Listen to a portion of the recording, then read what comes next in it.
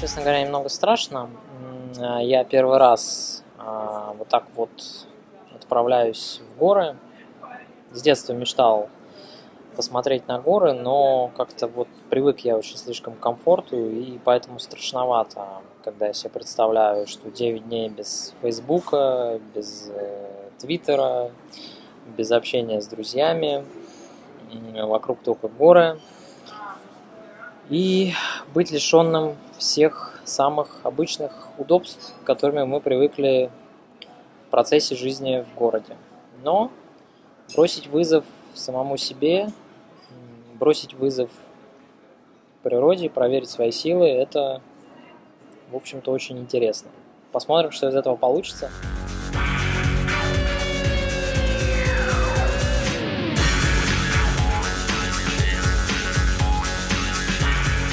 Наступил день нашего отлета в Горно-Алтайск. 9-дневное путешествие без комфорта в экстремальных условиях. 9 дней в палатках на лошадях. Будем пересекать перевалы, горные ущелья, реки и водопады. Это самое экстремальное путешествие, которое когда-либо я совершаю. Ну и, в принципе, можно сказать, одно из первых. Это была моя давняя мечта, и она сбылась. Внутри мандраж небольшой, потряхивает, но я думаю, что справлюсь, все будет хорошо. Следите за нашими дальнейшими приключениями. Будет сложно, тяжело, но мы справимся. Удачи! Мы в горах Алтая. За плечами у нас почти 4000 километров. Здесь совершенно другие места. У них развито поклонение языческим богам. Верят в горных духов. Нам уже тут по пути рассказали кучу интересных сказок страшных про то, как надо с ними обращаться. Сейчас мы ходили буквально тут в магазин. 2 магазина на всю окрестность. Хлеб завозят с 11 часов. Местные люди молятся на почту, потому что связь с внешним миром только через почту. Деньги положить на телефон только там можно. Вот. Ну а сейчас возвращаемся на нашу базу. И оттуда уже начнем наше восхождение к горе Белухи. Привет!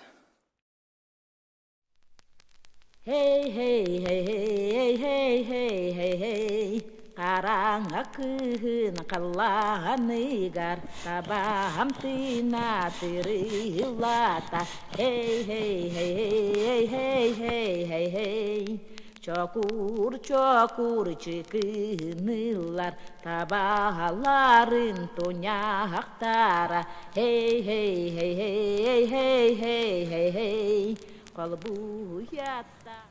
Первый раз тут мне удалось попробовать полевую кухню. Этот котелок вешается над огнем, и туда засыпается лапша, тушенка из банки, нарезанный картофель, лук. Все это дело перемешивается и варится вот так вот на огне, ну, наверное, минут 20. Вы знаете, получилось очень вкусно. Главное, что это очень питательно, и сами продукты практически не портятся за весь период похода. Так что это еще и очень практично.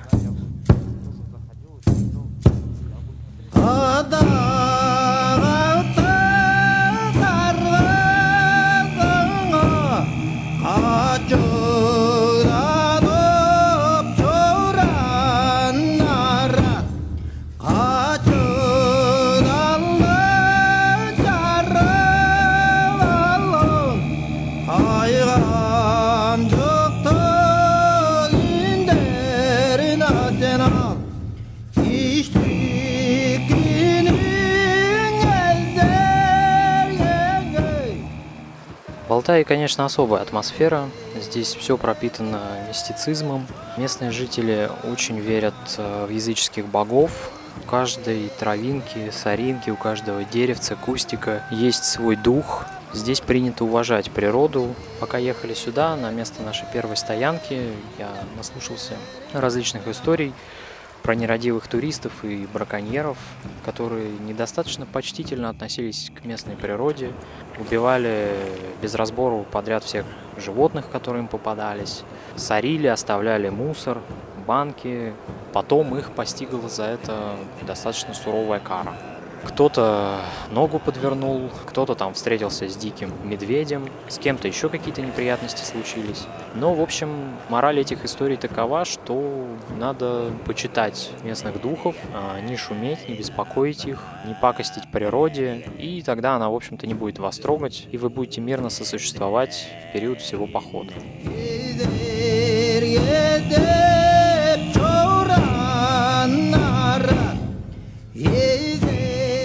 Еще нам рассказали про какую-то местную принцессу или королеву, даже не знаю, как ее назвать, мумия богатой женщины, которую нашли здесь где-то в горах. Не знаю уж, сколько ей тысяч лет. Само тело сохранилось, в общем-то, достаточно хорошо. На нем даже видны татуировки, которые использовали древние люди, которые они наносили на свое тело. Вот эти все ритуальные письмена, символы. В Алтайском крае сегодня ожидают пика паводка. Подъем уровня воды возможен в Новоалтайске, в ряде населенных пунктов Первомайского и Калманского районов, а также в Барнауле. Ну и когда местные жители узнали о такой находке, они, в общем-то, были не обрадованы, а скорее, напротив, шокированы, потому что предсказали, что дух этой женщины, он будет недоволен тем, что ее потревожили. И действительно, совпадение ли это или прямое следствие такой загадочной находки, но в регионе начались всевозможные катаклизмы, наводнения, землетрясения. Алтайцы – коренной народ, населяющий горы и предгорья географического Алтая. Основной язык в регионе – алтайский диалект, который входит в тюркскую группу языков. Зародившись в глубочайшей древности, язык вместе с его носителем проходит сложный путь развития, в ходе которого он смешивается с соседними языками, обогащается, испытывает определенное влияние и влияет сам на соседние языки.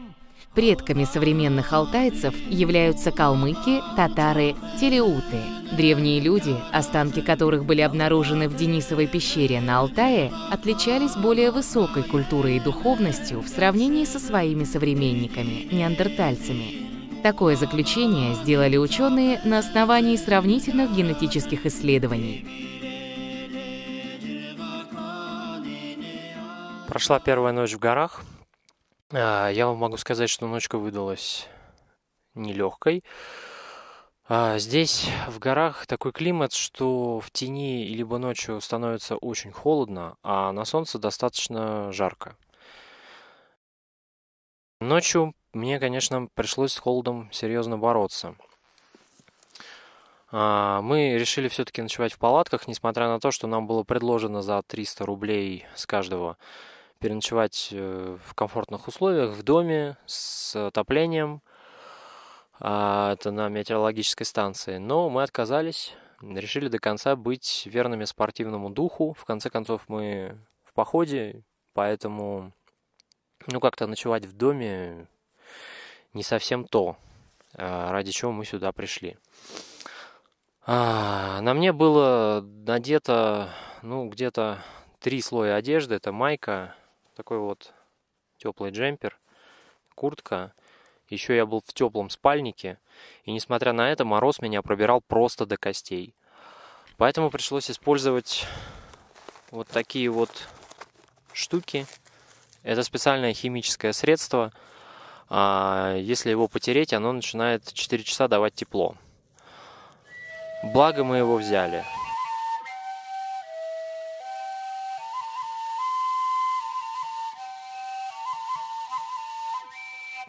Я увидел совершенно замечательный туалет. Это, наверное, самый экстремальный туалет в мире. Он находится над обрывом. Все какашки, по идее, сваливаются вниз в обрыв.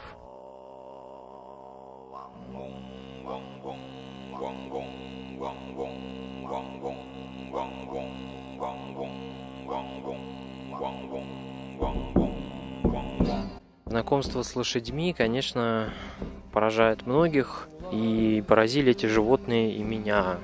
Лошади достаточно выносливые, умные животные, они сами знают, куда идти. Они следуют строго в колонне.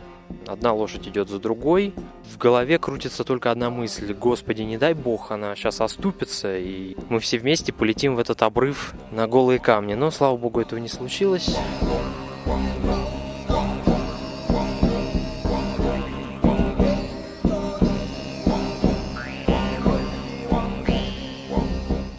Горный перевал Кара-Тюрек по международной туристической классификации считается не очень сложным. Характер препятствий осыпной. Высота 3060 метров над уровнем моря. Хотя перевал считается технически простым, его прохождение требует определенной выносливости и психологической готовности идти много часов по осыпи. Сегодняшний маршрут выдался и впрямь довольно-таки тяжелым. Мы шли узкими горными тропами, и каждый раз было очень страшно. Когда преодолеваешь тяжелые маршруты на лошади, по сути, ты вручаешь ей свою жизнь. Все зависит от лошади. Она сама выбирает дорогу, она сама идет. Задача наездника просто держать поводья, изредка направлять лошадь туда, куда надо.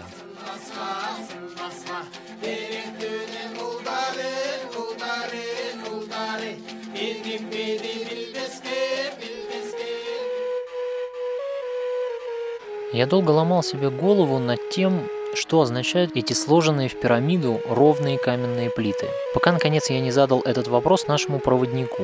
И оказалось, что есть такая традиция. Туристы добавляют от себя на вершину такой пирамидки ровный камень. И таким образом и вырастают эти каменные пирамидки на пути всего маршрута.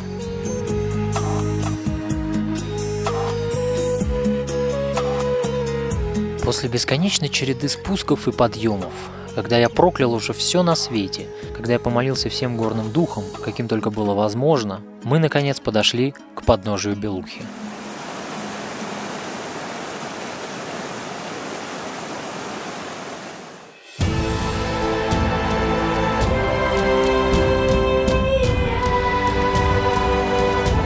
Гора Белуха достигает высоты 4500 метров над уровнем моря. Это высочайшая вершина не только Алтая, но и всей Сибири. Алтайцы почитают гору и считают ее священной. В поверьях существует много легенд, касающихся этого места. Местные жители верят, что энергия горы способна как исцелять, так и наказывать нечистых помыслами людей.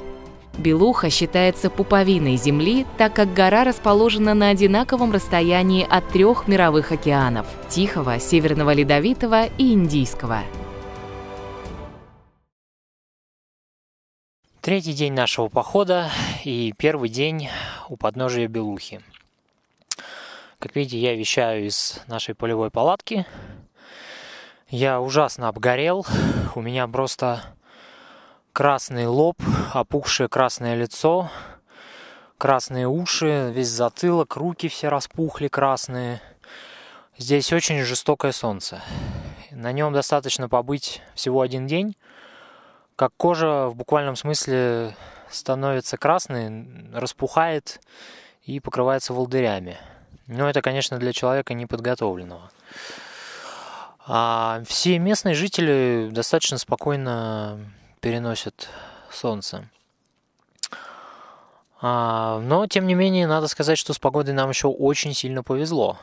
Потому что если бы был дождь, а дожди здесь заряжают на целый день, и они достаточно долго длятся, и они проливные, это было бы вообще невыносимо. Климат здесь такой, что, в принципе, на солнце дико жарко, в тени или когда солнце заходит, резко становится холодно. То есть понятия золотой середины здесь нету. Климат очень резкий, практически как в пустыне. Но тем не менее, радует, что все-таки погода солнечная, не дождливая, и можно еще много чего посмотреть сегодня. Что мы и сделаем.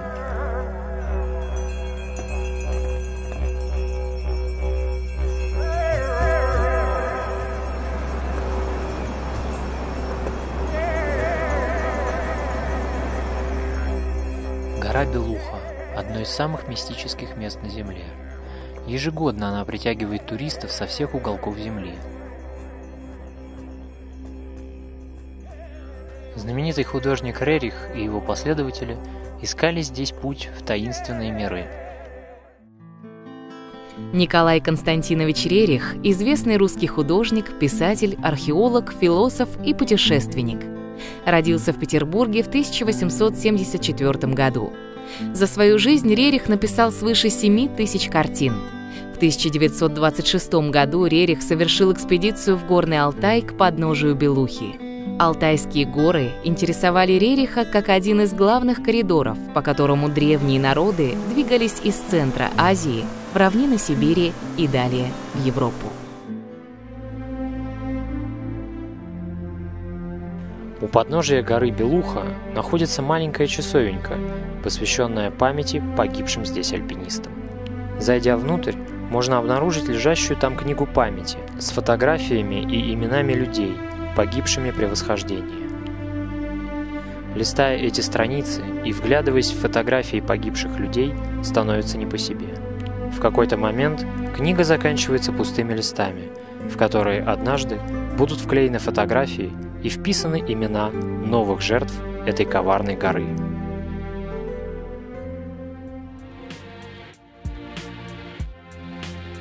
Сегодня мы решили направиться в долину Семи озер, одно из самых красивых мест на Земле. Путь туда, однако, оказался довольно неблизким. Дорога растянулась на 10 километров. И началась наша пешая прогулка с довольно крутого подъема в гору. И тут выяснилось, что я самый неподготовленный из своих спутников. Буквально через 5 минут подъема у меня возникла сильная одышка и усталость. Мои спутники к этому времени ушли уже довольно далеко, и мне пришлось их нагонять. Но это было только начало пути, потому что дальше на нашем пути возникла быстрая горная река. И мне пришлось, стиснув зубы, пробираться по скользким камням, торчащим из воды.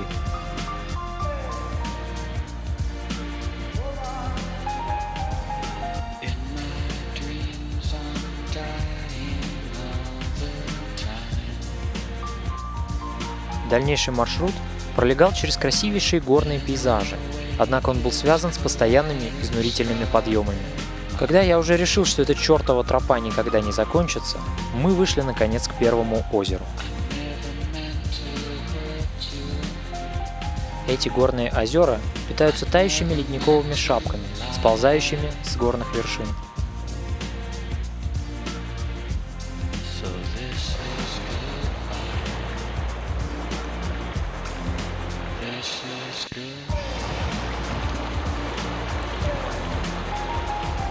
Меня ожидали километры красивейших пейзажей, ради которых стоило пройти этот изнурительный путь. Вода в горных реках необыкновенно чистая, но очень холодная. Когда смотришь на ее поверхность, то кажется, как будто бы смотришь сквозь стекло.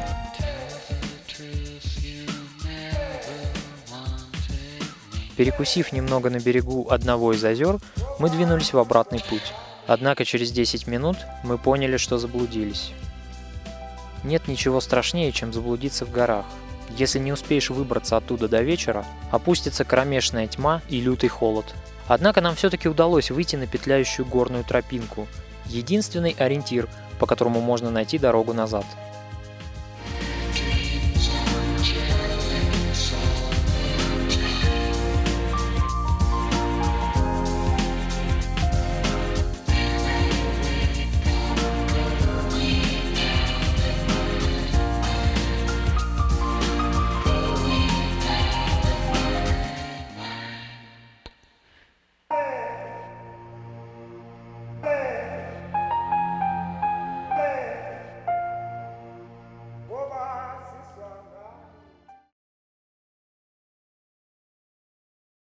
Итак, 4-й день нашего похода и 2-й день пребывания у подножия Белухи. Что я могу сказать? Усталость уже накопилась довольно приличная. Тело все болит. На руках, на ногах, на лице, на ушах, на шее. Везде ожоги от солнца. И ночью, когда спишь в спальнике, довольно-таки тяжело, потому что переворачиваешься с боку на бок. И вот эти вот места, они очень сильно болят. Но приходится терпеть, не показывать виду. Хотя, честно говоря, уже очень хочется домой. Сегодня мы собираемся посетить один из местных водопадов. Их здесь очень много. Но мы пойдем тот, который находится за горными холмами, долинами, в самом сердце таежного леса. Маршрут обещает быть очень тяжелым. Проверю, выдержу ли я его. Дорога до водопада и впрямь оказалась очень трудной. Сперва пришлось спускаться по крутому склону, переставляя ноги с камня на камень и пытаясь сохранить равновесие. Смотреть вниз было страшно. Там разверзлась огромная бездна, в глубине которой зеленел таежный лес. Кое-как преодолев каменистый спуск, я уже ощутил навалившуюся усталость. Однако дальше путь стал еще более трудным. Мы вошли в пределы густой дремучей тайги, и лес явно был не рад гостям. Со всех сторон ко мне тянулись острые щупальца деревьев, спутывая ноги и оставляя порезы на шее и на руках. На меня навалилась до того сильная одышка, что приходилось останавливаться каждые 2 минуты, чтобы передохнуть. Ноги налились свинцовой тяжестью. Каждый метр пути давался с огромным трудом. В какой-то момент, совершенно обессиленный, я опустился на камень посреди чащи. Я понял, что не могу идти дальше. И тут мне стало по-настоящему страшно. Крутые спуски и подъемы совершенно меня вымотали. Корни деревьев, вьющиеся по земле, заставляли постоянно меня спотыкаться. Мысль о том, что на километры вокруг меня тянется этот густой лес, заставляла от страха сжиматься сердце. Но выбора нет, надо вставать и идти дальше, чтобы догонять отдалившуюся от меня группу.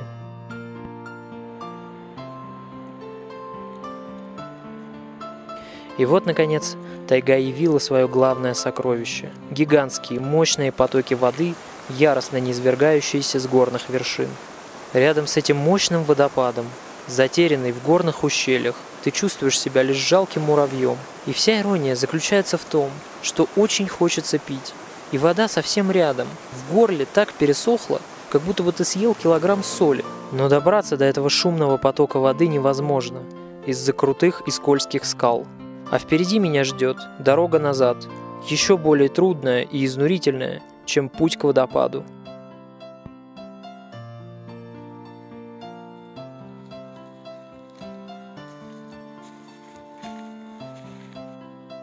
Уставшие и обессиленные, мы буквально ползли по лесу, цепляясь за каждую ветку. Каждый шаг давался с неимоверным трудом, и в какой-то момент мне уже начало казаться, что я не выберусь из этого проклятого леса. Когда же силы уже совсем покинули нас, густая чаща как будто бы сжалилась над нами и отступила назад.